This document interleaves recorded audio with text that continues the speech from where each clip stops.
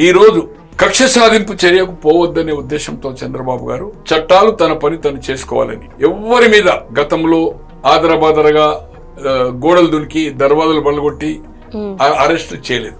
ప్రతిదీ సిస్టమేటిక్ గా ఎస్టాబ్లిష్ అయిన తర్వాత చేస్తున్నారు కనుక అన్ని దారులు జగన్మోహన్ రెడ్డి వైపే పోయినాయి.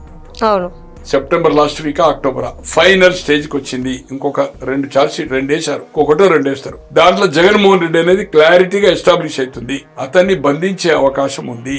అతను జైలుకు పోతే సింపతి వస్తుందని ఇవాళ కేజ్రీవాల్ జైలుకు పోయిండు. ఏమైందమ్మా? ఓడిపోయింది కదా, ఆయన ఓడిపోయింది కదా. జగన్మోహన్ రెడ్డి గారు జైలుకు పోయి వచ్చినాకనే కదా 16 నెలలు 14 ఓడిపోయింది కదా. ఓడిపోయిందా లేదా? మరి అతను జైలుకు పోతే చంద్రబాబు గారు ఎన్నికల ముందు చేశారు.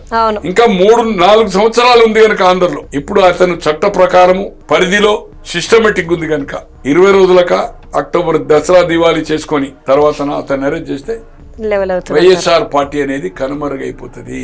ఖచ్చితంగా కూటమి అధికారంలో వచ్చే అవకాశం ఆంధ్రలో ఉందనేది నా ఒక్క అభిప్రాయం. ఇది